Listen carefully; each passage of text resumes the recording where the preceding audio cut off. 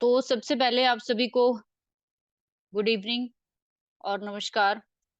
और एक छोटा-सा जो है रिचुअल आप लोगों को जब भी कोई नई चीज़ स्टार्ट करते हो ज़िंदगी में, तो छोटा-सा रिचुअल ज़रूर करना चाहिए। वो है कि अपने-अपने गुरु जिसको भी आप गुरु मानते हो ज़िंदगी में, हर एक इंसान का हो सकता है कोई अ, दैवी गुरु हो या फिर मानसिक गुरु हो, किसी भी तरह का। तो सबसे पहले अपने मन में सब लोग बोलिए कि गुरुर् ब्रह्मा, गुरुर् विष्णु, गुरुर्देवो महेश्वरा, गुरुर् साक्षात परम ब्रह्म, तस्मै श्री गुरुदेव नमः। इस क्लास को शुरू करने से पहले आपको ना एक छोटा-सा मैं स्टोरी सुनाना चाहती हूँ। बिकॉज़ कि हमारी जो ये क्लास है या मेरी जितनी भी फ्री की क्लासेस होती है उसमें ज़्यादातर वो लोग होते हैं जिनको पेड में नहीं आना होता। और जो लोग शायद मैं कहूँगी कि अपनी-अपनी एक वो होती है ना कि एक लिमिट होती है, तो मुझे कोई बुरा भी नहीं लगता। मुझे वो क्लास ज़्यादा अच्छी लगती है जिसमें जो लोग फ्री में कुछ सीखने के लिए अपना टाइम निकालते हैं। देखो, सबसे ज़्यादा वैल्यू किस चीज़ की है? सबसे ज़्यादा वैल्यू जो है ना वो समय की है, जो आप लोग निकाल रहे हो। सबसे ज़्यादा वैल्यू। और जिसने किसी चीज़ के लिए समय निकाला है, तो इसका मतलब कहीं न कहीं वो बंदा उसके लिए बहुत डेडिकेटेड है। उसके लिए उसके दिल में बहुत बड़ी एक जिसको कहते हैं इच्छा शक्ति है। तो छोटी-सी स्टोरी क्या है वो मैं पहले बता दूँ। बहुत समय पहले नारद जी जो थे, वो भगवान विष्णु के पास गए और भगवान विष्णु के पास वो बैठे काफ़ी देर और उसके बाद जो है, वहाँ से जब उठ के जाने लगे, तो भगवान विष्णु ने कहा कि जहाँ नारद जी बैठे थे, वहाँ पे ज़रा सफाई कर दी जाए। तो अब नारद जी जो भगवान विष्णु को ही सब कुछ मानते आए, शुरू से नारायण, नारायण उनके तो पैदा होने से लेकर जब तक वो रहे, तो सिर्फ़ नारायण थे। उस दिन उनको बहुत धक्का लग गया कि भाई इतनी बड़ी मेरे उठते ही इसने सफाई मेरे ईश्वर ने क्यों करवा दी? मैं इतना मलीन हूँ, मैं इतना मलीच हूँ कि मेरे उठते ही इन्होंने बोल दिया कि इस जगह को साफ कर दो जहाँ से नारद उठे हैं। तो उनके दिल को लग गई और उन्होंने बोला कि प्लीज़ मुझे आप बताओ कि आपने इतनी बड़ी बात कैसे कह दी कि मेरे उठने पे आपने वो जगह साफ क्यों कराई? वो इतनी दूषित हो गई थी। तो भगवान विष्णु ने कहा नहीं, ऐसा नहीं है। असल में कहीं न कहीं आपके मन में अभी भी किसी आपके जो हृदय में कहीं न कहीं अहंकार का अभी भी कुछ पेच फँसा हुआ है। वो कहने लगे कि नहीं ऐसा तो बिल्कुल भी नहीं है कि मेरे मन में अहंकार है, मैं तो हमेशा ईश्वर आपको साक्षात मानता आया हूँ। मेरे तो मरते, पैदा, उठते, बैठते सिर्फ़ नारायण ही मेरे मुँह पे रहते हैं। वो कहते नहीं। कहते मैंने वो इसलिए बताया आपको कि जब तक किसी इंसान का कोई गुरु जो है, उसको नहीं मिलता है तब तक उसकी जो उपलब्धि और उसका छुटकारा कभी नहीं हो सकता। हर इंसान की ज़िंदगी में कोई न कोई ऐसा मार्गदर्शक होना चाहिए कि जो आपको मुसीबत के समय पे जो है वो बाहर निकाल पाए। लेकिन नारद जी ने बोला कि मेरे तो सब कुछ आप हो, तो मैं गुरु क्यों बनाऊँ? मेरे तो सब कुछ हो आप। वो कहते मैं तो सभी का हूँ,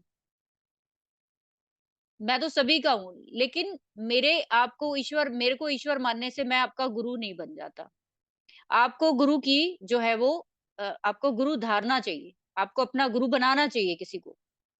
अब उन्होंने बोला मैं कहाँ बनाऊँ? वो कहते नदी किनारे चले जाना, वहाँ पे दुनिया जहान के ऋषि मुनि, पंडित सब आते हैं, बड़े-बड़े ज्ञाता। नारद जी बहुत खुश हो गए इस बात से, बहुत खुश हो गए। और वो कहते लो ये तो बहुत ही आसान कर दिया और भगवान ने, ईश्वर ने, क्योंकि वहाँ पे तो इतने बड़े-बड़े ऋषि मुनि आते हैं, मैं तो किसी को भी पकड़ के अपना गुरु बना लूँगा और भगवान विष्णु की ये बात पूरी कर दूँगा। गुरु ही तो बना के दिखाना है ना। और वो सुबह-सुबह पहुँच गए वहाँ पे।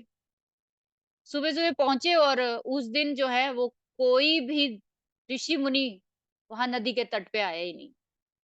कोई ऋषि मुनि नहीं आया। वो बड़े परेशान। कहते भाई मैंने तो सोचा था यहाँ पे तो डेरा लगा होता है, यहाँ पे इतने सारे ऋषि मुनि का, आज कहाँ चले गए सब के सब। आज कौन सी इमरजेंसी पड़ गई कि सारे के सारे गायब हो गए। मेरे लिए एक भी गुरु नहीं बचा, मैं किसी एक को भी नहीं अपना सकता। उतनी देर में क्या हुआ कि एक गरीब इंसान था वहां पे, गरीब इन द सेंस कि जैसे नाव चलाने वाले वो होते हैं ना, मछुआरे टाइप या कुछ। अब उसको सिर्फ वही पर्सन दिखा और उन्होंने बोला था कि आपको पहले नंबर पे जो दिखे उसको गुरु बना लेना। अब उसको कोई नहीं दिखा, अब वो दिखा। अब यहाँ पे पंगा।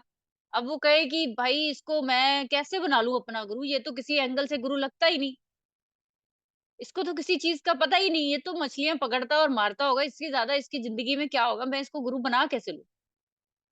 फिर भी अब क्या था कि मन में उसका भगवान का डर था ना, कि उसका ऑर्डर था कि भाई जो व्यक्ति पहले मिलेगा उसको बनाना है तेरे को, चाहे कुछ भी हो जाए। अब उसने बोला कि भाई मैं आपको गुरु बनाना चाहता हूँ, तो उन्होंने बोला मैं तो इस लायक नहीं हूँ।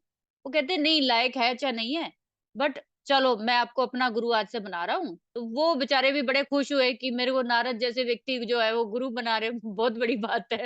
वो भी खुश। और ये खुशी खुशी में वो वापस भगवान विष्णु के पास जाते हैं और कहते हैं कि मैंने अपना काम कर दिया है, तो मैंने गुरु बना दिया है। बहुत खुशी से बोले, मतलब जैसे कहते हैं ना बंदा चंचलता से कहते मैंने बना लिया। तो उन्होंने बोला कि आपने बना तो जरूर लिया है, लेकिन जो शंका आपने मन में रख के गुरु बनाया है उसको, अब आपको उसके एवज में, उसके दंड के लिए 84 लाख योनियां जो है वो भोगनी पड़ेगी। आप गुरु बना रहे थे, साथ साथ उसके लिए डाउट भी रख रहे थे कि वो क्या है वो। अब देखिए भगवान विष्णु से क्या छुपा हुआ है, इस स्टोरी के पीछे मॉरल क्या है वो आपको एंड में समझ में आएगा। कि देखिए उनका कहना था कि आपने जो विचार रखे हैं अपने मन में, जब आप किसी को बनाने ही चले गए तो विचार जो रख लिए अपने मन में कि मैं ज्यादा सर्वश्रेष्ठ हूँ, मुझे ज्यादा पता है, या ये गरीब है जिसको मैं गुरु बना रहा हूँ। 84 लाख योनियां तो भोगनी पड़ेंगी, अब आपको धरती पे जाना पड़ेगा, अब आपको सारे जीवों की जीवन जीना है। वो बड़ा परेशान, फिर से नारद फंस गए। अब वो कहते हैं गुरुदेव हे ईश्वर नारायण मुझे बताइए कि मैं इससे बाहर कैसे आऊं, भाई मेरे को तो नहीं जीना है ना 84 लोग, मेरे को नहीं जाना पृथ्वी पे आपको छोड़कर। तो वो कहते भाई इसका हल मेरे पास नहीं है, इसका हल तेरे गुरु के पास ही है। अब वो फिर फंस गया। पहले तो वो चलो चाहा ना चाहा बना लिया, अब वो फिर चला गया उसके बाद। अब जाके वो कहने लगे उसको कि ऐसे करके भगवान विष्णु ने मेरे को बोला है कि, और ये मेरी गलती है, मैं मान रहा हूँ कि मेरी गलती हुई मेरे से, लेकिन मेरे को जो 84 लाख योनियों की सजा दे दी उन्होंने, वो मुझे नहीं भोगनी है, मुझे नहीं जाना है धरती पे। मुझे पता है वहां लोग फंस जाते हैं जाके, मोह में 5 प्रकार के जैसे कहते हैं कि दोषों में फंस जाता है। तो मेरे को नहीं जाना। अब आप मेरे गुरु बने हो ना, मेरे को बताओ इससे बाहर कैसे निकलना है। अब बड़े सिंपल सी बात मछुआरे ने बोला कि एक काम करो, ज्यादा तो मुझे नहीं पता, एक काम करना उनको बोलना भगवान विष्णु को आप कि ना मुझे ना 84 लाख योनियां एक बार नक्शे पे समझाएं कि कहाँ कहाँ से होकर कहाँ कहाँ मेरे को जाकर फिर वापस आना है। और जैसे ही वो आपको नक्शा दिखाएंगे, आपने कुछ नहीं करना, आपने उस नक्शे पे लौट जाना है, लमलेट हो जाना है उस पे, पलटियां खानी शुरू कर देनी है उस पे। अब वो थोड़ा उसको वो भी हुआ कि ये क्या बात हुई। वो कहता नहीं यही हल है, चला जाओ अब तेरा हो जाएगा। अब वो भगवान विष्णु को सेम वैसे ही गुरु की भाषा बोलने लगे, कहने लगे कि हे ईश्वर मैं चला जाऊंगा, कोई दिक्कत नहीं है जैसे आपने बोला, लेकिन मुझे थोड़ा सा समझाइए कि वहां पे कैसे कैसे मुझे कैसे कैसे क्या क्या करना पड़ेगा। एक मुझे ना नक्शा बना के दो जिसपे मैं देख पाऊं कि कहाँ से शुरू होके अंत में मैं कैसे पहुंचूंगा आपके पास। अब सारे खेल तो जो भगवान विष्णु का ही था। उन्होंने क्या किया, एक एक बनाया नक्शा और दिखा दिया धरती पे कि ये यहाँ से होकर ये योनि, फिर ये योनि, ये करते करते एंड में आप। अब जैसे उन्होंने बोला वैसे ही वो उसके ऊपर नक्शे के ऊपर नारद जी लौटने लग गए। जैसे हम लोग दंडवत वो करते हैं ना, जो हम परिक्रमा करते हुए जग जो लेटते हैं हम लोग, वैसे वो दोनों हाथ ऊपर करके तेज-तेज लौटने लगे। अब भगवान विष्णु बड़े हैरान, वो कहने लगे, "ये क्या कर रहे हो नारद?" वो कहते हैं कि कुछ नहीं, मेरे मेरे गुरु ने बोला था कि भाई तू जाते ही ना बस लेट जाइयो, कुछ नहीं करना और तूने उस पे लौटना शुरू कर देना, अपने आप भगवान विष्णु आगे करेंगे जो करना है। और भगवान विष्णु इतने खुश हुए, कहते कि अब निकला आपके मन से अहंकार। अब तुमने बिना सोचे समझे उनका कहना माना, अब तुम्हारे मन में कोई विचार नहीं आया कि मैं क्यों लौटूं धरती पे, मैं क्यों ऐसा पूछूं। अब तुम्हारे दिमाग से वो सवाल जो है वो खत्म हो चुके हैं। तो इसका मतलब आप कहीं ना कहीं अब गुरु के द्वारा जो है अच्छे से दीक्षित हो और आप इस लायक हो कि आप अब आगे जा सकते हो। तो उन्होंने उसको क्षमा किया और वो यहाँ पे मोरल ऑफ द स्टोरी ये है कि बहुत सारे लोग ज्योतिष सीखते हैं। मैंने भी सीखा बहुत लोगों से। आप लोगों ने भी कई लोगों ने सीखा। भगवान विष्णु का मेन संदेश क्या है कि जब आप किसी को मेंटोर बनाते हो, आज के समय में गुरु जैसा वर्ड बहुत ही मजाक लगता है, जो सिंपल सी बात है। तो गुरु वर्ड ना कह के आप एक मार्गदर्शक कह लो, एक टीचर कह लो या फिर आप कुछ भी कह लो। लेकिन जब आप किसी के सामने बैठते हो ना सीखने के लिए, तो आपकी पहली ड्यूटी क्या होती है कि आप अपने आप का जो घड़ा है ना, मन का घड़ा है, उस घड़े को आप खाली करके बैठो। आपने क्या सीखा, मैंने क्या सिखाना है, ना मुझे पता है आपने क्या सीखा हुआ है, ना आपको पता है, ना मैंने क्या सिखाना है। अगर हम उससे पहले ही ये चीज़ें अपने अंदर घर बना लें या कोई भी टीचर एक्स वाई ज़ेड आपको आज तक मिला है, तो आप उस टीचर को ना जितना हो सकता है ग्रैटिट्यूड करिए। अगर आप आज तक सक्सेसफुल नहीं हुए हैं, उसके पीछे कारण शंका है, कारण वहम है, कारण आपका भरा हुआ घड़ा है, जो आपको सीखने नहीं देता। मैं ही नहीं, आप हज़ारों गुरुओं के पास जा सकते हो, आप ऐसे के ऐसे ही मिलोगे 10 साल बाद भी। और कई लोग आप में से मुश्किल से 6 महीने भी नहीं लगाएँगे, अपना पैटर्न जो है वो चेंज करके अपनी लाइफ़ को अलाइन कर लेंगे, क्योंकि उन्होंने एक मोटो सेट किया कि रजनी मैम के सामने बैठे हैं, अब तो लेके ही उठना है। अब ये आपको जो सामने वाला पर्सन है, मैं हूँ चाहे कोई भी, आपको ना उसपे अटूट विश्वास होना चाहिए। मैं मानती हूँ आज के समय में बहुत सारे लोग हैं जो कहते हैं वो करते नहीं हैं। मैं मानती हूँ, मेरे साथ भी हुआ। लेकिन ये कब तक होता रहेगा? ये स्टोरी सुनाने का मेरा मकसद क्या है? ये कब तक होता रहेगा आपके साथ? जब तक आपके मन में अहंकार है। जब तक आपके मन में अहंकार है कि पैसा देंगे कहीं और कोर्स कर लेंगे। पैसा दिया है, एहसान थोड़ी ना किया अगर वो पढ़ाएगी तो। पैसा दिया है, हम कुछ भी बोल सकते हैं, सीख के आ रहे हो और आज तक नहीं सीखे तो आपको क्या लगता है कि 11वां गुरु सिखा देगा आपको?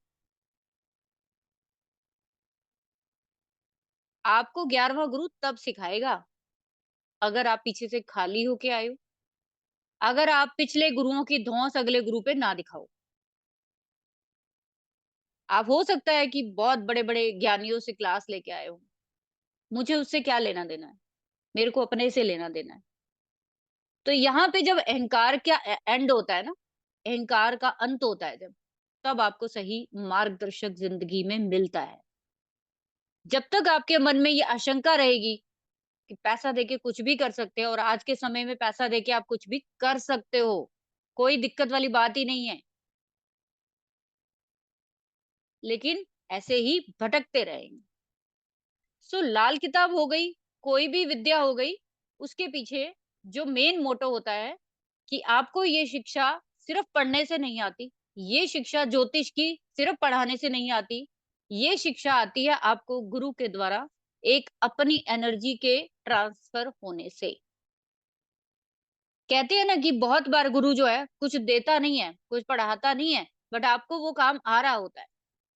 मेरे साथ बहुत हुआ है ऐसा। कि मेरे टीचरों ने नहीं पढ़ाया। मुझे उस समय लगा कि भाई इसने कंप्लीट नहीं कराया, लेकिन जब मैं करने बैठती हूँ तो मुझे उनसे ज़्यादा अच्छा आने लगा। तो इसका मतलब क्या हुआ कि हो सकता है सामने वाला कम पढ़ा रहा है आपको, लेकिन हो सकता है उसके द्वारा बहुत सारी एनर्जी ट्रांसफर हो रही है आपके पास। जब आप उस पे प्रैक्टिस में लाओगे, तब आपको पता चलेगा कि आपको आया कि नहीं आया। और ये उन्हीं के पास जाएगी एनर्जी जो एब्ज़ॉर्ब करने के लिए खाली होके बैठे। आप लाल किताब पढ़ो, कोई भी क्लास पढ़ो, आपका सबसे पहला फर्ज है पिछला सारा पानी उड़ेल दो। सिर्फ दिमाग में ये रख के आओ कि मेरे को कुछ नहीं आता, कुछ नहीं आता मेरे को।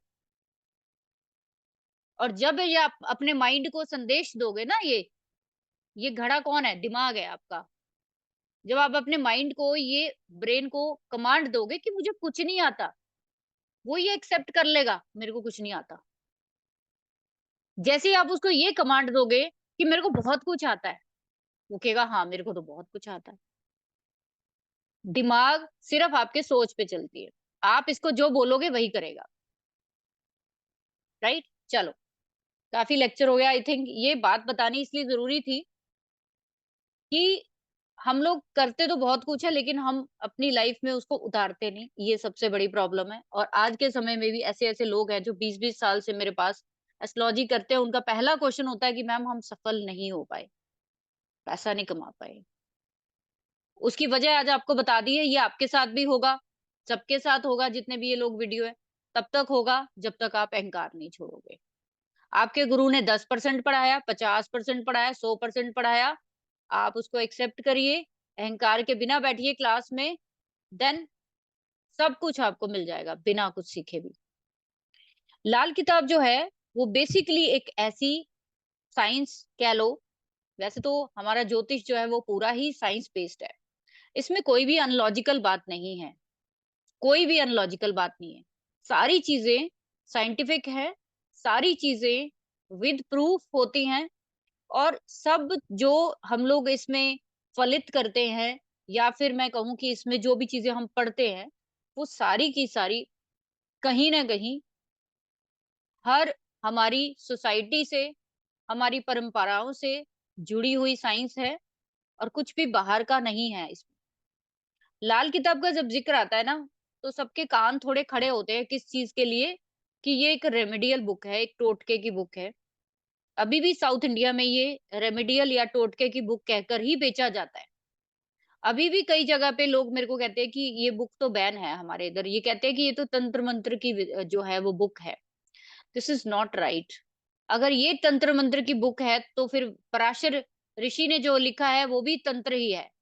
ये सारा कुछ कहाँ से निकला है? ये निकला तो वैदिक कैसे, मैं हमेशा बोलती हूँ कि वैदिक astrology is the mother of all branches. और जिसने वैदिक एस्ट्रोलॉजी सीखी होगी या बाकी ब्रांचेस सीखी होंगी ना, उनको लाल किताब चुटकियों में आती है। और जिनका बेस बहुत वीक है, उनको लाल किताब इतनी जल्दी समझ में नहीं आती है, ये फैक्ट है। इसीलिए मैंने वैदिक एस्ट्रोलॉजी का फाउंडेशन कोर्स इतना कम पैसे में तैयार करवाया, 8 क्लासेस का, कि एटलीस्ट आप पहले उसको पढ़ो, अपने आप को ऑब्जर्व करो, क्या आप इस लायक हो? दिमाग में जा रही हैं चीजें, घुस रही है, कुछ समझ में आ रहा है?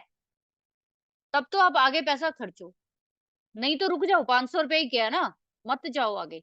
जिनको 500 से समझ आएगा ना, वही 5-50 हजार का कोर्स करने के लायक है। जिनको 500 का भी समझ नहीं आ रहा, उनको नहीं जाना चाहिए एस्ट्रोलॉजी में। जब लाल किताब की बात करते हैं तो ये नॉर्थ इंडिया का मेन बेसिक जो है, नॉर्थ इंडिया का हमारा ग्रंथ है। और जैसे आरजी राव जी ने भृगु नंदी को डेवलप किया, जैसे केपी एस्ट्रोलॉजी को कृष्ण राव जी ने कृष्णा जी ने किया, और इसके साथ साथ बहुत सारे जो हमारे सप्तऋषि थे, जिन्होंने भगवान शिव से शिक्षा लेकर इस सारी विद्या को विश्वकर्मा जी के थ्रू पूरी आज तक सोसाइटी में आई है। ये सिर्फ और सिर्फ आई है उन ऋषियों की वजह से, जिनको भगवान शिव ने खुद से ट्रेंड किया। एक सिंगल लाल किताबी ऐसी बुक है जिसको हम गागर में सागर बोल सकते हैं। कैसे बोल सकते हैं? कि इसमें वास्तु, इसमें सामुद्रिक शास्त्र के निशानियां, इसमें आप देख लो हस्तरेखा की निशानियां, इसमें कुंडली की पूरी विश्लेषण, ग्रहों की निशानियां। एक ये वाली बुक ऐसी है, अगर किसी को ध्यान से इसको करना आए और लॉजिकली पढ़े, उस लॉजिक से नहीं पढ़ना कि खाना नंबर ये है वो है, नहीं, लॉजिक जो, मैं तो लॉजिक से ही पढ़ाने की कोशिश करती हूँ हमेशा। और इसके अलावा आपको कोई भी एस्ट्रोलॉजी की ब्रांच ऐसी नहीं मिलेगी जिसमें इतनी सारी चीजें ऐड करके समझाया जाता है। कि आपको जो कंफर्मेशन है, अब इसमें ना इतनी सारी चीजें डालने का सबसे बड़ा मकसद क्या था कि जब हमारी लाल किताब प्रसिद्ध हुई ना काफी साल पहले, तो उस समय क्या था कि जो डेट तो फिर भी हमें कंफर्म मिल जाती थी, लेकिन जो बंदे का समय था उस समय, वो समय कंफर्म नहीं मिलते थे। समय कंफर्म ना मिलने की वजह से उन्होंने हस्तरेखा, समुद्रिक शास्त्र और वास्तु, इन तीनों के साथ क्या करने की कोशिश की? बर्थ टाइम रेक्टिफिकेशन करने की कोशिश की। उसके साथ फिर वो सामने वाले की काफ़ी चीज़ें जो है वो सामने आ जाती थी। ये पूरी की पूरी साइंस कालपुरुष कुंडली पे डिपेंड है। इसमें ना नक्षत्रों की बात की जाती है, ना राशियों की बात की जाती है। राशियों की बात होती है, लेकिन आपकी लगन कुंडली की राशियों की बात नहीं होती, 12 राशियों की बात ज़रूर होती है। ऐसा नहीं है दिमाग से निकाल दो कि राशियों की बात नहीं होती। राशियों के बिना तो कुंडली पढ़ ही नहीं सकते हम। राशियाँ तो रहेंगी। कालपुरुष कुंडली क्या होती है उसको समझ लीजिए। कालपुरुष कुंडली का मतलब है समय कुंडली। समय कुंडली मतलब काल कुंडली, यानी जो समय चल रहा है। कब चल रहा है? जब आपका जन्म हुआ। उस समय जो काल के देवता है, या जिसको हम भगवान विष्णु जिसको हम बोलते हैं, ये कुंडली भगवान विष्णु के साथ जोड़ी जाती है, जो नंबर 1 से शुरू होगी। आप सभी लोग जानते होंगे कि जब कालपुरुष कुंडली की बात आती है, तो उसमें सबसे पहला जो आप सभी लोग जानते हो कि 12 राशियां होती हैं। कितने लोग हैं जो नहीं जानते 12 राशियां होती है और 9 ग्रह होते हैं? कृपया मुझे जरा थोड़ा-सा ज्ञान दीजिए।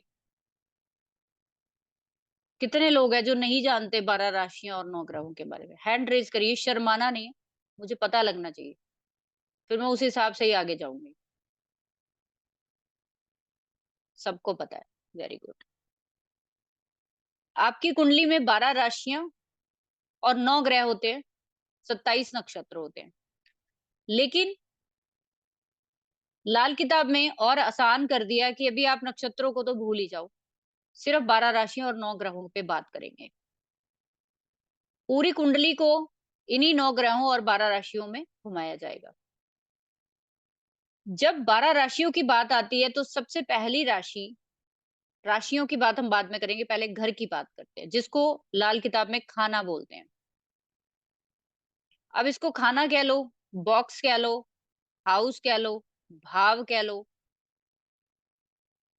मतलब इसका ये है कि यहाँ पे बैठा हुआ प्लैनेट आपको उस घर के रिगार्डिंग पूरी इंफॉर्मेशन देगा। वो प्लैनेट आपका किस भाव में बैठा हुआ है, वो वहां का खबरी है एक तरह का। आज एक नया वर्ड यूज कर लिया मैंने प्लैनेट के लिए, खबरी।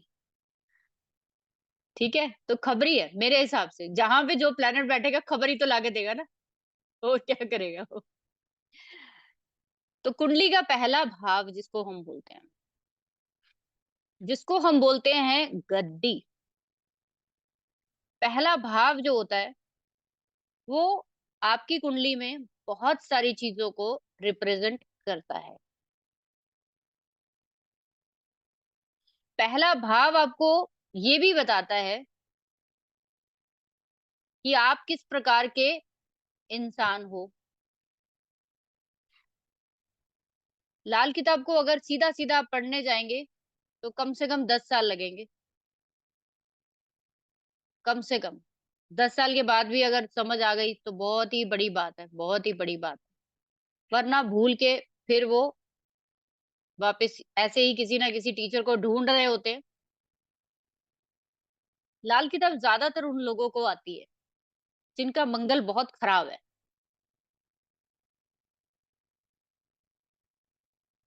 जिनका मंगल बहुत अच्छा है ना, उनको शायद देर से आएगी, लेकिन मंगल खराब वालों को लाल किताब बहुत जल्दी समझ आएगी। ऐसा क्यों बोला मैंने? क्योंकि मंगल एक ऐसा प्लैनेट है जो पहले घर को रूल करता है, पहले भाव को। काल पुरुष कुंडली का राजा है मंगल, कमांडर ऑफ द आर्मी है, सबसे आगे चलने वाला। एक इंसान जिसने एक बार एग्ज़ाम दिया और वो जाके सीधा ब्रिगेडियर की जॉब पे, कैप्टन की जॉब पे सीधा जाके बैठ गया। एक इंसान जिसने वहाँ पहुँचने के लिए कम से कम 5-7 बारी एग्ज़ाम दिया, फिर फेल हो गया, फिर एग्ज़ाम दिया, फिर फेल हो गया, फिर एग्ज़ाम दिया, फिर फेल हो गया। अब आप लोग इस चीज़ की इम्पोर्टेंस जान सकते हो कि कौन-सा बंदा ज़्यादा एक्सपीरियंस होगा। जिसको एक बार में मिल गया या जिसने 5 बारी एग्ज़ाम देकर वहाँ पहुँचा, नेचुरल है। 5 बार किसको देना पड़ेगा एग्ज़ाम? मंगल खराब वालों को। मंगल अच्छा है तो आप एक ही बार में कर जाओगे, बट उसकी वैल्यू नहीं होगी आपको कभी भी। लेकिन इस बुक को मंगल के साथ ही क्यों जोड़ा जाता है कि लाल रंग की बुक होनी चाहिए? कॉन्सेप्ट क्या है उसके पीछे? उसके पीछे कॉन्सेप्ट फर्स्ट हाउस ही है, पहला भाव। पहला भाव जहाँ से हमारा जन्म होता है, पहला भाव जहाँ हम दुनिया में आते हैं। 9 महीने आप अपनी मदर के वूम में रहते हो, उस समय आपको उसके अंदर हर तरह की गंदगी जो है वो फेस करनी होती है। मंगल को पहले घर का लॉर्ड ही क्यों बनाया? उसको 9वें का भी बना सकते थे अगर वो इतना इम्पोर्टेंट है, फर्स्ट हाउस का ही क्यों बनाया गया? तो सीधा-सा कारण क्या होता है कि जब एक बच्चा जन्म लेता है ना, उस समय कहने को वो 9 महीने पहले अपनी माँ के कोख में आ चुका होता है, कहने को, लेकिन वो लिविंग नहीं होता उस टाइम। वो ज़िंदा उस दिन होता है, उसको फर्स्ट ब्रीथ उस दिन आती है जिस दिन वो उस पेट से बाहर आता है, उसकी कॉर्ड जो है वो कटती है। ये जो हमारे अंदर डर की भावना होती है ना, ये जो हमारे अंदर एक सबके अंदर है ये, 100% ये सबके अंदर एक अलग-सी एक हमारे अंदर एक इनसिक्योरिटी होती है। वो क्यों होती है? बाय बर्थ होती है। बाय बर्थ ही मिल जाती है हमें। क्यों? क्योंकि आप 9 महीने अपनी मदर के वूम में थे, सिक्योर थे, कोई टेंशन नहीं थी, खाने को मिल रहा था, नहीं मिल रहा था, नंगे थे, गंदगी में थे, कोई फ़र्क नहीं पड़ रहा था। आपको क्या लग रहा था कि मैं बहुत सेफ हूँ, सिक्योर हूँ, मेरे ऊपर कोई खतरा नहीं है। लेकिन जिस दिन आपकी कॉर्ड कटती है ना, सबसे पहला डर उस दिन लगता है आपको। वो जो फर्स्ट डे का उसका बच्चे का काँपना, बच्चे का जो बाहर निकलना और उसका नई दुनिया में प्रवेश, उसको इनसिक्योरिटी लाके देता है अपने अंदर कि अब क्या? अब क्या होगा? अब ये मदर मुझे दूध देगी या नहीं देगी? मुझे मेरा ध्यान कोई रखेगा कि नहीं रखेगा? और इस इनसिक्योरिटी को दूर करने के लिए मंगल जैसा प्लैनेट जो फर्स्ट हाउस का लॉर्ड है, उसको बल देता है। तभी कहा जाता है मंगल यानी कि कप्तान या पुलिस या आर्मी या सिक्योरिटी गार्ड कहाँ लगाए जाते हैं? कहाँ खड़े करे जाते हैं? जहाँ पे कोई खतरा हो, जहाँ पे कोई डर हो, वहीं पे खड़े करेंगे क्या आम ही हम घर में खड़ा कर लेते हैं? जहाँ पे हमें लगता है हमला हो सकता है। तो फर्स्ट हाउस में मंगल लॉर्ड बनाया गया क्यों? कि आपको जन्म होते ही जो इनसिक्योरिटी है वो फेस ना करनी पड़े। You are very secure. नहीं तो आप सोचिए कि एकदम से एक नई दुनिया में प्रवेश करके किसी का भी जीना पॉसिबल नहीं है। आप अपने घर में एक छोटा-सा पेट भी लाते हो ना, उसको भी एडजस्ट करने में कितने दिन लगते हैं। मंगल को हम सिर्फ़ और सिर्फ़ इसीलिए मैं बोलती हूँ कि आपको सिर्फ़ पहला घर जो है, मैं सबसे ज़्यादा इम्पोर्टेंस देती हूँ पहले घर को। बाकी कुंडली को तो आप साध लोगे।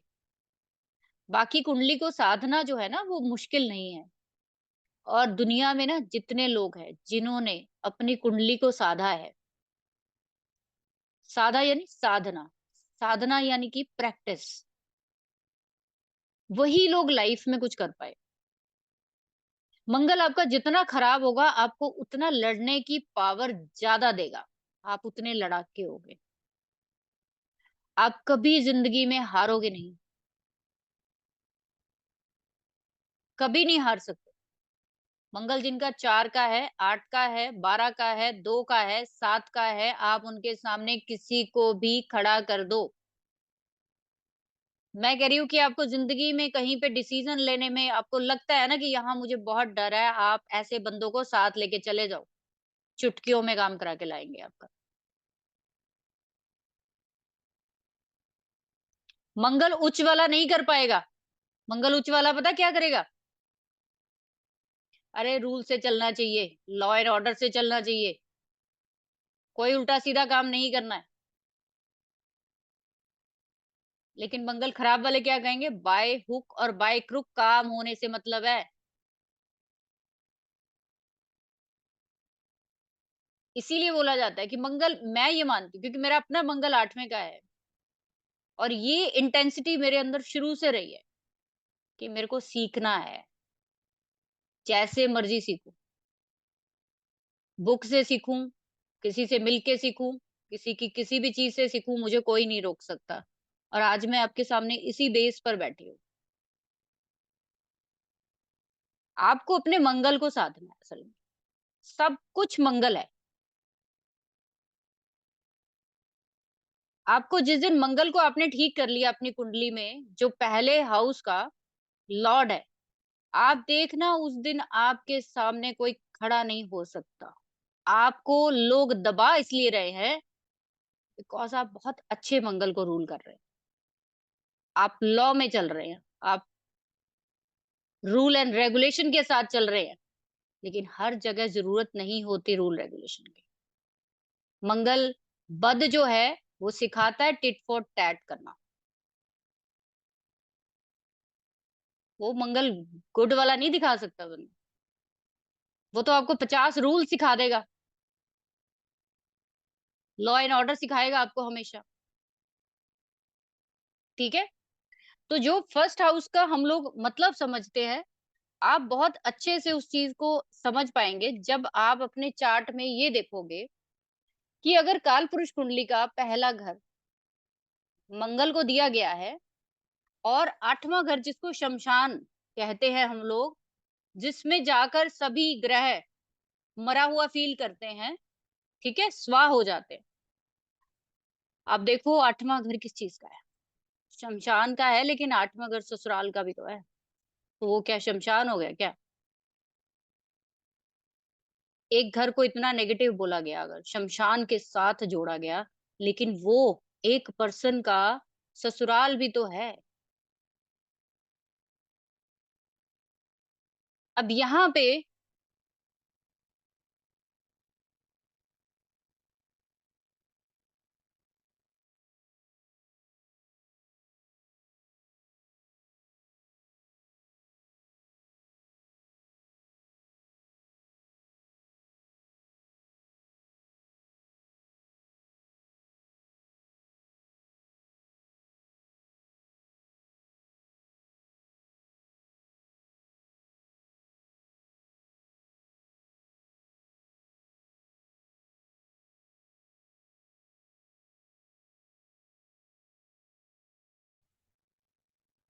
तो 8वें घर के साथ भी मंगल को जोड़ा गया।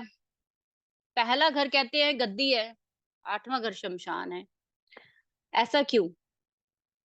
लाल किताब ही नहीं, बाकी भी सारी ब्रांचेस 8वें घर को शमशान या फिर वो जगह मानते हैं जहां पे चीजें जो है वो खत्म हो जाती हैं आके। अब इसके पीछे भी लॉजिक समझ लीजिए कि जब आपकी जन्म होता है ना, उसी दिन आपका मरना भी तय हो जाता है। उस दिन ही आपकी आने की अगर डेट डिसाइड हुई है ना, तो जाने की डेट भी डिसाइड होती है। ये नहीं है कि हम लोग जन्मदिन मनाते हैं, लेकिन हम लोग कभी ये सोचते हैं कि कितना रह गया हमारे पास, अभी तक बैलेंस कितना पड़ा है, कितना रह गया। 8वां घर अगर ससुराल क्यों बोला गया है? क्योंकि एक व्यक्ति जब शादी करता है ना, 7वां घर शादी का, 8वें घर में जाकर वो सेम वही पोज़ीशन में होता है, जैसा उसका जन्म हुआ था। वहाँ पे उसकी बिल्कुल न्यू लाइफ़ होती है इन-लॉज़ के साथ। क्या वो इन-लॉज़ को जानता है? वहाँ पे भी उसका एक तरह का न्यू बर्थ है। एक लड़की जब ससुराल जाती है या एक लड़का जब अपने ससुराल के जाता है, तो कहीं न कहीं वो घर जो है, क्या होता है? नया जन्म होता है कि नहीं होता शादी के बाद? तो नया जन्म कब होगा? जब पिछला खत्म हो। इसीलिए 8वें घर को डेथ के साथ भी जोड़ा जाता है। आपकी पहले घर में बैठे हुए प्लैनेट जो है, वो असल में कोई भी एक्स, वाई, ज़ेड हो, वो कोई भी प्लैनेट हो, उसका सीधा-सीधा असर मंगल के ऊपर होता है। अब ये मंगल खराब कैसे होता है? मंगल अच्छा कैसे होता है? वो बहुत डिटेल की बात है, आगे बात करेंगे। लेकिन मोटा-मोटा बता दूँ कि आप लोग अगर देखना चाहते हो आज कि आपका मंगल चल कैसा रहा है, तो आप लोग अपने-अपने पहले घर में बैठे हुए क्या देखेंगे? प्लैनेट को देखेंगे। वो प्लैनेट अगर मंगल का मित्र है,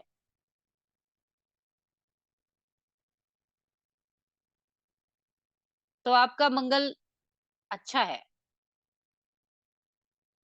और अगर आपके लगन में मंगल के एंटी प्लैनेट हुए, तो आपका मंगल खराब है। ये सबसे पहली निशानी। ऐसा क्यों?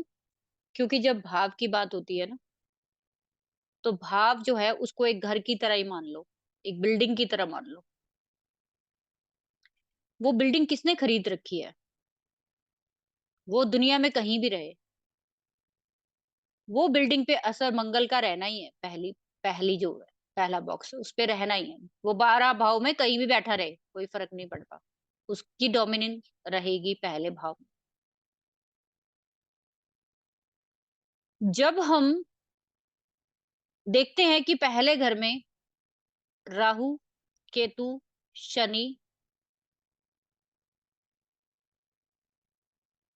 और इसके साथ-साथ अगर मैं कहूँ तो शुक्र को भी ले लो। अगर ये प्लैनेट आपको दिख जाते हैं ना कहीं न कहीं, तो उनकी ज़िंदगी में मांगलिक कार्य होते देखे नहीं जाते।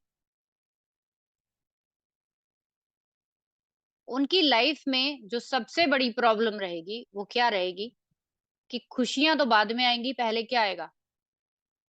पहले रोना आएगा। आप लोग अपने-अपने चार्ट में अभी मैं पूछूँगी आप लोगों से, देखना कैसा हुआ है कि नहीं हुआ है। ऐसा क्यों है? इसके पीछे बहुत बड़ा लॉजिक है। वो आगे की हम क्लासेस में जब जाएँगे तो बताऊँगी। अब जब आपके फर्स्ट हाउस में जो मंगल जो सब कुछ करने वाला है, और बता दूँ आपको, आपका अगर 8वें घर में भी जहाँ पे मंगल का दूसरा खाना है, अगर वहाँ पे भी मंगल के शत्रु ग्रह बैठे हैं, तो मंगल बहुत ही खराब है आपका। अगर वहाँ भी शत्रु ग्रह ना होकर उसके मित्र ग्रह बैठे हैं, तो मंगल इतना खराब नहीं होगा वहाँ।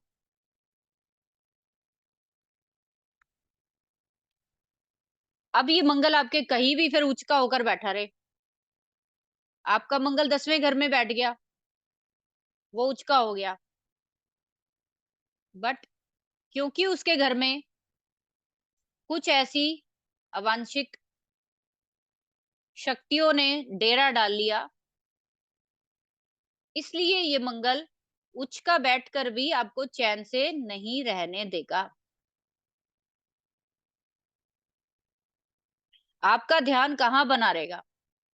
आपको हमेशा एक डर सताता रहेगा कि मेरे साथ ये ना हो जाए, मेरे साथ वो ना हो जाए। डर कहाँ का होगा? डर कहाँ का होगा? अपने आप को लेकर होगा और जहां मंगल बैठा है वहां पे होगा।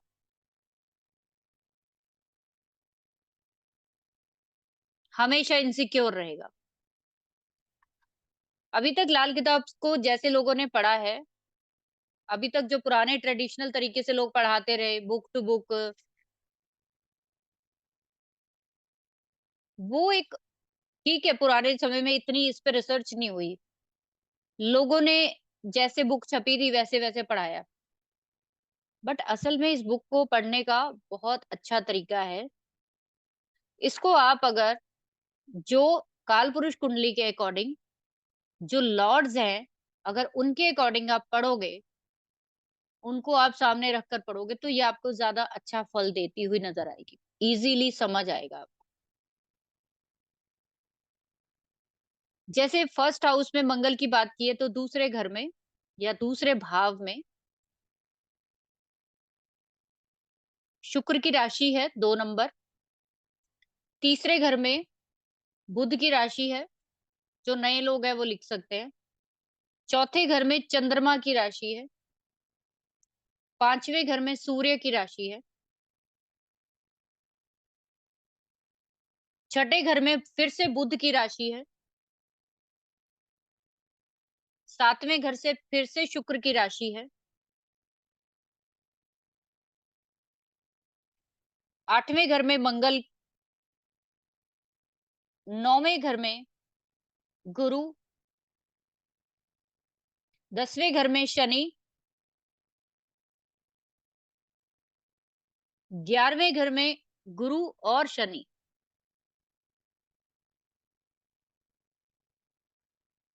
और 12वें घर में फिर से गुरु। यहाँ पे हम लॉर्ड्स की बात कर रहे हैं, लॉर्ड्स की। यहाँ पे अभी हम पक्के प्लैनेट की बात नहीं कर रहे कि पक्का या ऊंच का प्लैनेट कौन सा होता है। जब आप देखोगे किसी भी भाव से रिलेटेड लाल किताब में प्रेडिक्शन करनी कोई मुश्किल काम नहीं है। आप जब देखोगे कि किसी भी भाव का रिजल्ट आपको देखना है, आपको सीधा सीधा उठाना किसको है? उस भाव का जो स्वामी है।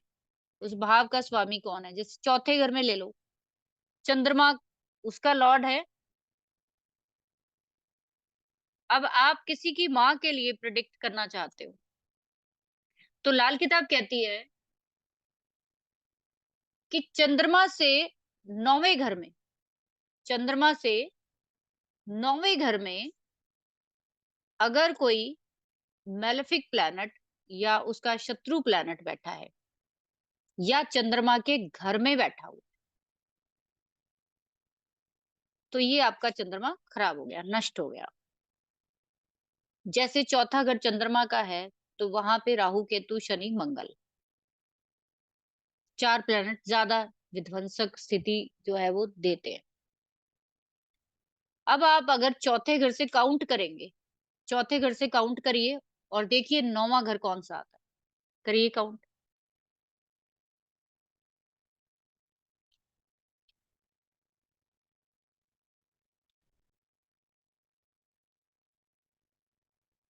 12वां घर आ गया। 12वां घर आ गया ना, चौथे से काउंट करेंगे तो।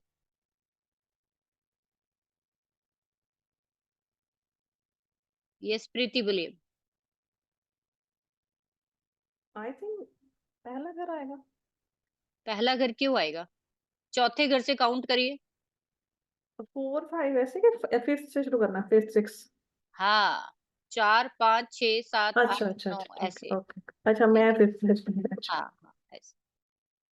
चलिए, तो अब आप लोग ना बहुत आसानी से देख सकते हो कि जिनके भी चंद्रमा से नौवें घर में या चंद्रमा के घर में या चंद्रमा के साथ अगर कोई भी दुश्मन प्लैनेट बैठे हैं, तो चंद्रमा नष्ट हो गया आपका।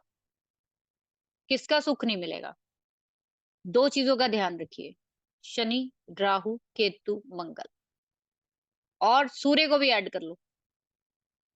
ये प्लैनेट, इनको क्या काम है? इनका काम है आपकी जिंदगी में सुख सुविधाएं प्रदान करना, आपकी जिंदगी में एक्स्ट्रा ऑर्डिनरी सुख लाके देना। ये प्लैनेट्स जो है, ये रूड प्लैनेट्स है। रूड इन द सेंस कि इनमें इमोशंस नहीं है। ये इमोशनलेस प्लैनेट है। ये क्या करेंगे, जैसे सूर्य को लगा लो। सूर्य क्या करता है? राजा है। सूर्य का काम क्या है?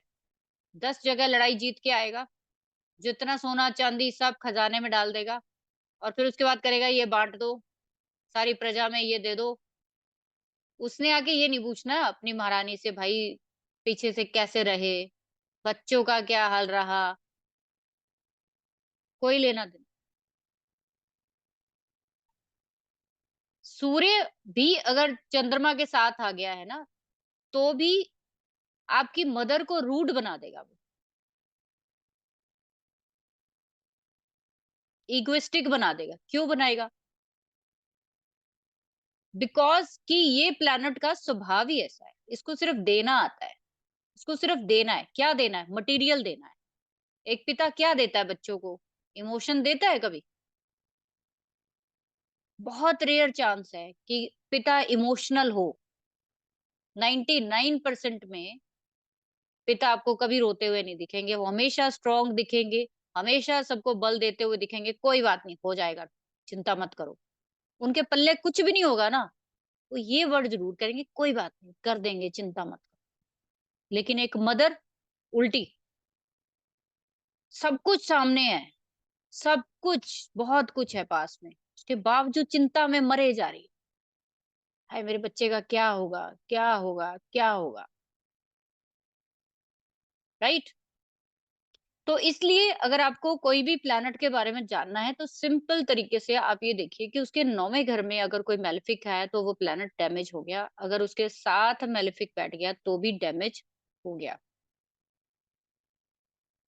थोड़ा सा फ्री क्लास है, तो आज जो लोग हैं, हालांकि जो लोग मेरे पेड स्टूडेंट हैं, वो सभी आगे शुरू से पढ़ेंगे, आप उन लोगों को चिंता करने की जरूरत नहीं है। हाँ जी मनु जी, कि मैम हमें शुरू से ग्रामर नहीं करा रही, मैं क्रक्स समझा रही हूँ, क्योंकि क्रक्स समझाना जरूरी है, उसका लॉजिक समझाना जरूरी। हाँ जी मनु जी बताइए। मैम जैसे अभी आपने बोला चौथे से नौवां हम्म। कौन बैठा है।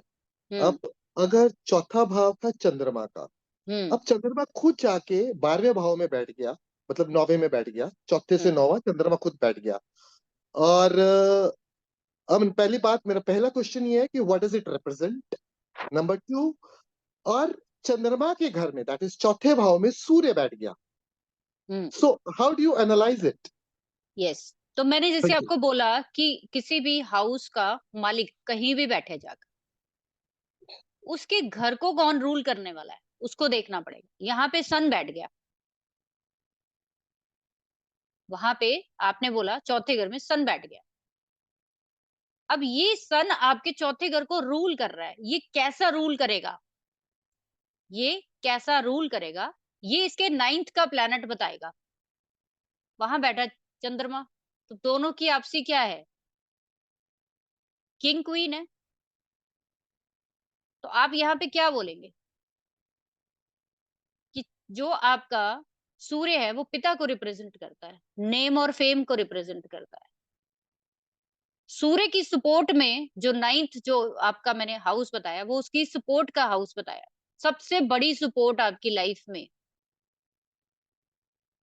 आप लोगों को मैं ऐसा एक सूत्र दे रही हूँ, ये आप लोगों को किसी भी प्लैनेट की सपोर्ट देखनी है, अगर उसके 9th हाउस में कोई प्लैनेट नहीं है तो वो प्लैनेट काम नहीं कर रहा, सपोर्ट ही नहीं है उसकी, उसका पिलर ही खो लिया किसी ने।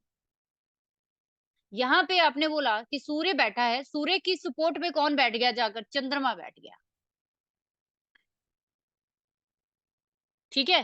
तो यहाँ पे आप क्या कहेंगे कि आपके जो फादर है, हमेशा उनको सबसे बड़ी सपोर्ट किसकी रही होगी?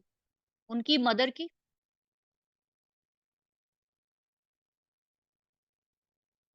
ठीक है? या इसको आप इसे भी देख सकते हो कि मदर और फादर एक दूसरे को हमेशा सपोर्ट करते आए हैं, वो एक दूसरे का क्या रहेंगे? एक दूसरे की स्ट्रेंथ बनेंगे। आपका जो 9th का प्लैनेट है, वो चौथे घर की स्ट्रेंथ है। आपका पहले घर का जो स्ट्रेंथ है, वो 9वां घर है। दूसरे घर की स्ट्रेंथ 10वां घर है। तीसरे घर की स्ट्रेंथ आपका 11वां घर है।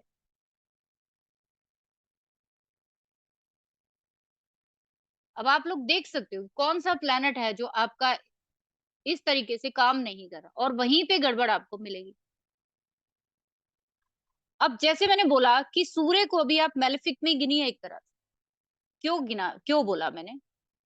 मेलेफिक इसलिए कहा जाता है सूर्य को, या क्रूअल इसलिए कहा जाता है क्योंकि फादर जो होते हैं ना, वो मैंने बोला ना, इमोशंस नहीं होती।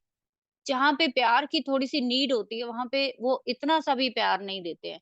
हर चीज़ में प्रैक्टिकल, हर चीज़ में प्रैक्टिकल, हर चीज़ में प्रैक्टिकल। और चौथा घर जो होता है, वो प्रैक्टिकलिज़्म का नहीं है।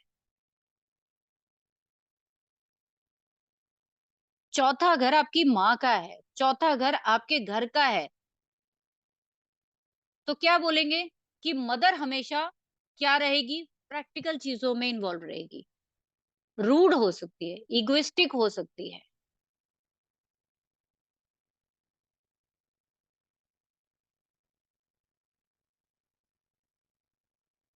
ठीक है? तो आप लोग देख सकते हो इसको। इसके साथ-साथ अगर आप देखना चाहते हो कि कौन-सा प्लैनेट मेरा या कौन-सा भाव जो है, उसमें कौन-कौन से जो है वो शत्रु प्लैनेट बैठे। अब शत्रुओं की जब बात आती है, तो लाल किताब एक ऐसी किताब है जिसमें ना राहु, केतु और शनि को बृहस्पति के बराबर के टक्कर के ग्रह बोले गए हैं। टक्कर इन द सेंस कि जो दोगे वही दूँगा। जो आप करोगे, उसी के अकॉर्डिंग जवाब दूँगा।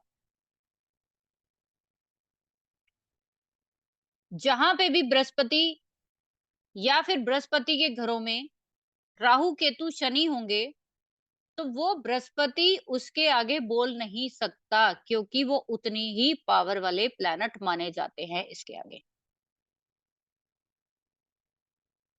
ऐसा इसलिए भी, इसका अगर लॉजिक की बात करो, तो मैंने जैसे पहले भी बोला, जो मेलेफिक प्लैनेट्स होते हैं, वो आपकी ज़िंदगी में मटेरियल ही मटेरियल भर देते हैं। मटेरियल ही मटेरियल। ज़मीन, जायदाद, पैसा, नेम, फेम, एवरीथिंग। क्या नहीं देंगे? Peace of mind. क्या नहीं देंगे? सैटिस्फैक्शन। वो उनके पास नहीं है। क्या नहीं देंगे? ज्ञान।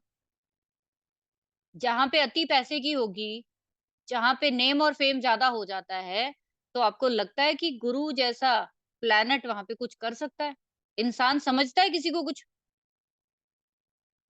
जब किसी के पास पावर आती है, जो राहु, केतु और शनि दिलवाते हैं, तो आपको लगता है कि बृहस्पति जैसा प्लैनेट वहाँ काम कर पाएगा?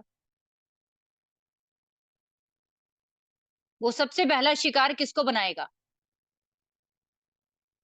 गुरु को बनाएगा। सबसे पहला आपके अंदर कमी क्या आएगी? ज्ञान की आएगी। आपका ज्ञान कम होना शुरू हो जाएगा। आपकी परंपराओं जो है ना, वो छोड़ दोगे आप। अपने फोर फादर्स के प्रति रिस्पेक्ट छोड़ दोगे। फादर के प्रति छोड़ दोगे। अपने पूर्वजों को मानना छोड़ दोगे। अपने एंसेस्टर का जो रिचुअल्स है वो छोड़ दोगे। इसीलिए गुरु के घरों में जब राहु, केतु, शनि जैसे प्लैनेट आएँगे, तो पितृदोष क्रिएट होता है। इसीलिए होता है। उसके पीछे कारण यही होता है कि वहाँ पे पापियों ने अपना डेरा जमाया है, तो अब गुरु का क्या लेना-देना? गुरु वहाँ पे नहीं रुकेगा, वहाँ से निकल लेगा। ठीक है? तो बराबर के जो प्लैनेट है, मतलब वहाँ पे दूसरी की नहीं चलेगी। इसी तरीके से चंद्रमा के साथ कहा जाता है कि शुक्र हो, शनि हो, मंगल हो या बृहस्पति हो।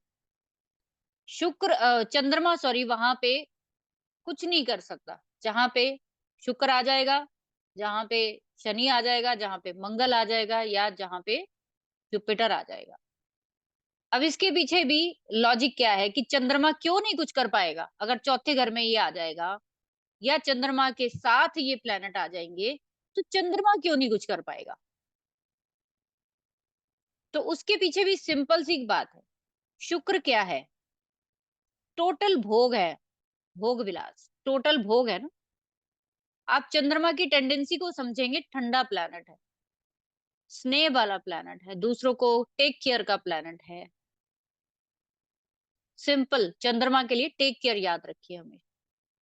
लेकिन शुक्र टेक केयर का प्लेनेट नहीं है भाई, वो तो भोग का प्लेनेट है। उसको तो यूज एंड थ्रो करना है।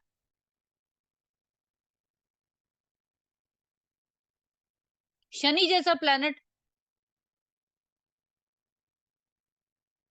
शनि को पत्थर के साथ जोड़ा जाता है और चंद्रमा पानी है। तो शनि जैसे प्लेनेट जब चौथे घर में आते हैं या चंद्रमा के साथ आते हैं तो क्यों बोलते हैं विष योग हो गया? क्योंकि एक बहती हुई नदी में या धारा में आप एक पत्थर फेंक दोगे तो आपको क्या लगता है वो पानी का बहाव रुकेगा कि नहीं रुकेगा? रुक जाएगा। दूसरा, शनि को हम लोग जहर के साथ भी जोड़ते हैं, पॉइजन के साथ। दूध जो है वो मिल्क या फिर पानी जिसको जल बोलते हैं, उसमें एक ड्रॉप अगर किसी एसिड की या केमिकल की या किसी कलर की या कोई भी एक्स वाई जेड पॉइजन की डल जाए तो वो एक इंसान की डेथ का कारण बन सकता है। चलेगी चंद्रमा की? नहीं चलेगी। मंगल का भी सेम लगा लो। तो ये सब चीजें हम आगे जब पढ़ेंगे तो आपको और डिटेल में समझ आएगा। तो आज की क्लास मैं यहीं पर रोक रही हूँ क्योंकि 9 बजे मेरी दूसरी क्लास है। कल आप लोगों की 7 से 8:30 की क्लास लूंगी मैं। आज थोड़ा सा मेरे को 1 घंटे का ही करना था। तो आप लोग जो भी सीखना चाहते हो कॉन्सेप्ट इसका, सीख सकते हो। ठीक है। और जो है इस क्लास को मैं यूट्यूब पर डालूंगी ताकि बाकी लोगों को भी थोड़ा सा कॉन्सेप्ट समझ में आए। आप लोगों का किसी का क्वेश्चन है तो हैंड रेज कर सकते हो। बिकॉज इतनी सारी चीजें है ना, मैं सच में बता रही हूँ कि भगवान ने कभी चाहा मुझे, इतना बल दिया मुझे, तो मेरा मन है कि मैं इसको फ्री में कराऊं। लेकिन अभी नहीं, क्योंकि उसके लिए ना मेरे पास इतनी एनर्जी होनी चाहिए कि मैं किसी को इतना दे पाऊं। उसके लिए मेरे में पावर होनी चाहिए। क्योंकि जब हम फ्री देखने देने के लिए बैठते हैं ना, तो लोग फ्री में लेने के लिए तो आते हैं, लेकिन उसके साथ साथ फ्री में ना बहुत सारी बैड चीजें भी देने के लिए आते हैं आपको। आपका जो कहते हैं ना कि फ्री में क्यों नहीं देना चाहिए, बोल देते हैं ना हम लोग, फ्री में क्यों नहीं देना चाहिए? बिकॉज कि ये जो जब आप किसी से पैसे ले लेते हो ना, फिर सामने वाला दो बातें बोल भी जाओगे ना तो आप आंसर कर पाओगे और आपको दुख नहीं लगेगा। लेकिन अगर आपने फ्री में कर दिया और सामने वाले ने उसको किसी तरीके से कर्ज किया तो आपको बहुत हर्ट होगा। आप जब जब गुरु हर्ट होता है ना, वो क्या कर देता है फिर? दोबारा काम करने की इच्छा नहीं रखता फ्री करने की। तो आप प्रिपेयर जब हो जाओ अच्छे से, तभी फ्री देने की जो है वो टेंडेंसी होनी चाहिए। जितना मैं दे पाती हूँ मैं उस तरीके से देती हूँ कि ठीक है 2-3 क्लासें, 4 क्लासें, जितना भी हो सके। ठीक है। मुझे पता है कि जितने स्टूडेंट आएंगे बहुत अच्छा। आज देखो मैंने कैमरे की बात की, मुझे पता है इनमें से पर्टिकुलर सब मेरे खास लोग हैं जितने बैठे हैं क्लास में। सबका नहीं भी कैमरा खोला मुझे एक एक का शक्ल पता है। कोई दिक्कत वाली बात नहीं। लेकिन आज मैंने स्पेशली बोल दिया ना कि विद कैमरा आना है, तो 80% लोगों ने क्लास ज्वाइन नहीं किया है। आप यहीं से लगा लो अंदाजा कि कितने लोग हैं जो लेना तो चाहते हैं बट देना नहीं चाहते।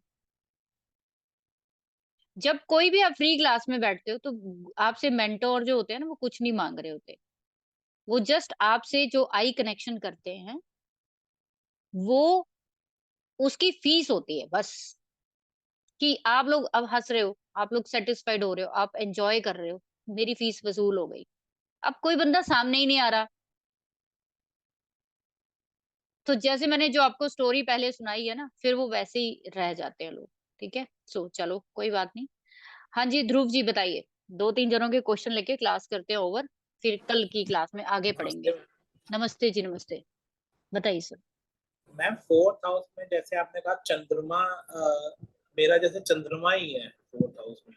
यस, कोई और दिक्कत उससे नहीं। आपने कहा जैसे कि नाइन्थ हाउस में हमें सपोर्ट देखना है, लेकिन मेरे जो ग्रह बैठे हैं वो तो सूर्य बुध शनि है, तो उस हाँ, हिसाब से चंद्रमा तो क्या खराब हो गया? बिल्कुल खराब हो गया। लेकिन उसका एक दूसरा तरीका भी है। जब किसी भी हाउस में 2-3 तरह के स्वभाव के प्लैनेट बैठ जाते हैं ना, उस समय ऑटोमेटिक ही ये जिसके भी स्ट्रेंथ बन के बैठे हैं, नौवां नौवां घर जो होता है वो पिलर होता है। जो आप अपने घर में पिलर्स डाले हुए हैं ना आपने, ये पिलर है। अगर वहां पे 3, 4 या 2 प्लैनेट एंटी बैठ गए हैं, तो वो क्या करेंगे? उस पिलर को हिलाते रहेंगे कि नहीं हिलाएंगे बताओ? जी। वो कहेगा मैंने लेना है, वो कहेगा मेरे को पकड़ना है, वो कहेगा मेरे को पकड़ना है, वो कहेगा। और वो क्या होगा? धीरे धीरे आपकी बिल्डिंग को कमजोर कर देगा। आप मेरे को बताओ कि आपकी लाइफ में सबसे बड़ा रोल किसका रहा है इनमें से? सूर्य, शनि और कौन सा आपने बताया तीसरा? बुध। बुध। तो इनमें से मुझे बताओ, इन तीनों प्लैनेट्स में से रोल किसने प्ले किया आपकी जिंदगी में? और घर कितने बने? मैम घर तो मेरा है अपना, हम्म। और दो तीन प्रॉपर्टियां भी हैं। ठीक है। और गुड। फादर का तो सुख नहीं मिला मैम। ठीक है। मदर ही ने बड़ा किया, पाला पोसा सब भी, जो कुछ किया मदर ने ही किया। तो अब कहानी समझ में आ रही है आपको जी। कि मदर ने इतना कुछ कैसे किया आपके लिए?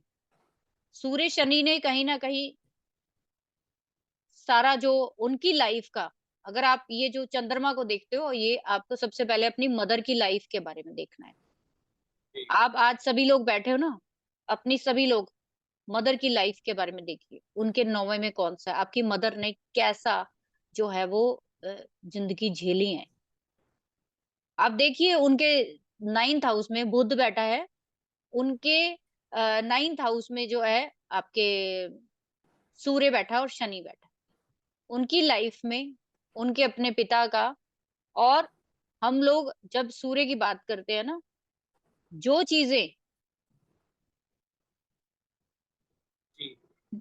उनकी लाइफ में जो सबसे बड़े सपोर्टर जो निकले होंगे, उनके अपने सिबलिंग्स हो सकते हैं, ताए चाचे हो सकते हैं, कहीं ना कहीं प्रॉपर्टीज हो सकता है कि उसके बेस पर वो रेंटल से कुछ भी चीजें जो है हेल्प करी उन्होंने, मैं राइट? मेरे नाना और नानी ने बहुत मदद की बाद में। समझ आ गई ना? तो बुध जो होता है वो छठे घर का लॉर्ड भी है, तीसरे का लॉर्ड भी है। तो कहीं ना कहीं जो आपके जिसको हम कहते हैं ना कि नान का परिवार, उनका रोल तो आ ही जाता है। ठीक है, तो वो चीज को देखना चाहिए। तो इसीलिए मैं बोलती हूँ कि आपको किसी भी प्लेनेट के रिगार्डिंग उस तरीके से जो पुराने टाइम से सीखते आ रहे हैं ना, उस तरीके से रेड बुक कभी आएगी नहीं, कभी नहीं आएगी। उसको लॉजिकल सीखेंगे तो समझ में आएगी। ठीक है, हाँ जी, विकास जी बताइए।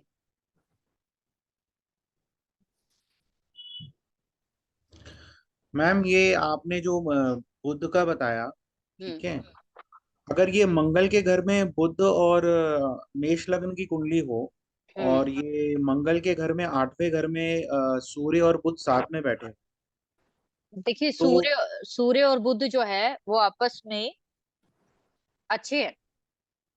तो पर मैम बुध 8वें घर में आ गया ना, तो पर सूर्य के साथ आ गया, तो इसको क्या कैसा बोलेंगे? आप मंगल यहाँ खराब पे हो गया यहाँ पे, मंगल आपको खराब हो जाएगा यहाँ पे। यहाँ पे ना सबसे पहले चीजें जब भी आप प्रेडिक्ट करोगे तो पहले सिंगल सिंगल प्लैनेट से करिए।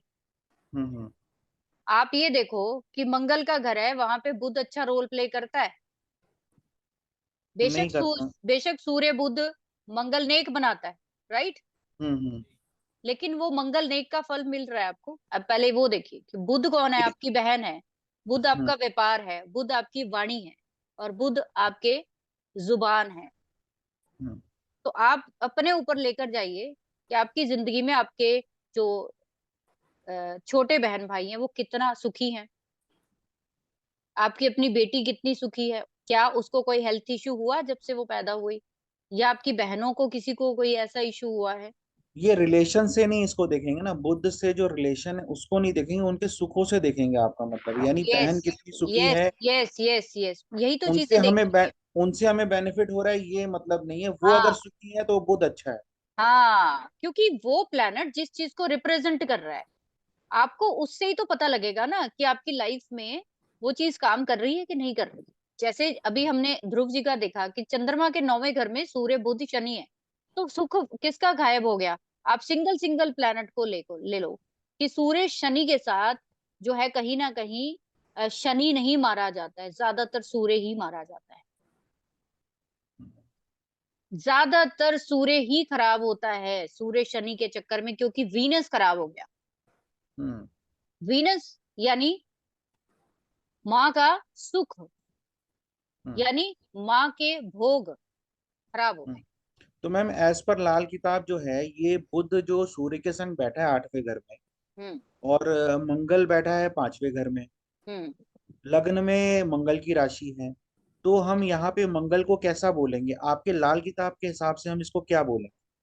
लाल किताब के हिसाब से आपका मंगल कहीं ना कहीं अच्छा काम कर रहा है, बिकॉज कि आप ध्यान से अगर देखो तो मंगल जाके सूर्य के घर में बैठा है और सूर्य जाके मंगल के घर में बैठा है। हाँ करेक्ट मैम।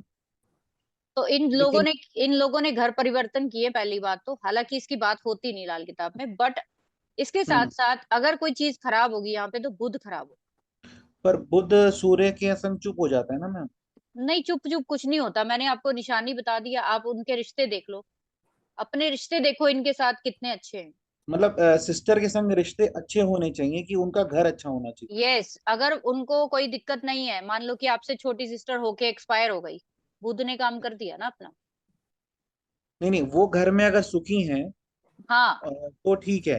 बिल्कुल मतलब बिल्कुल बुआ बिल्कुल। हो गई, बुआ हो गई और सिस्टर अगर मासी हो सुखी, गई, आपका मासी हो गई। व्यापार हो गया, आपको जुबान का कोई रोग नहीं है, आपको हाँ कोई हाँ स्किन इश्यू नहीं है जो बुध हाँ से हाँ। देखा जाता है, तो बुध हम्म। ठीक है, इसका मतलब कोई दिक्कत नहीं बुध है। बुध ठीक है, पर रिलेशनशिप हमारे अपनी सिस्टर से, अपनी बुआ से और ये सब चीजें हम नहीं देखेंगे, पर रिलेशन भी देखेंगे। आप दोनों चीजें देखोगे सर। अच्छा, दोनों चीजें। हाँ, ठीक। दोनों ही चीजें देखोगे।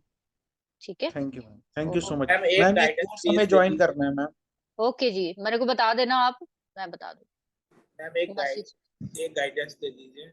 हाँ जी सर, बताइए, हालांकि टाइम हो गया, बताओ बताओ। मैम ये अगर हमें लाल किताब सीखना हो तो पहले हमें वैदिक का बेसिक देखना चाहिए ना। देखो अभी जैसे आपने कहा। वैदिक का बेसिक करा दिया मैंने, 8 क्लासेस उसकी दी हैं। ठीक है, वो काफी है, वो काफी है, वो कर लोगे, 500 का कोर्स है वो।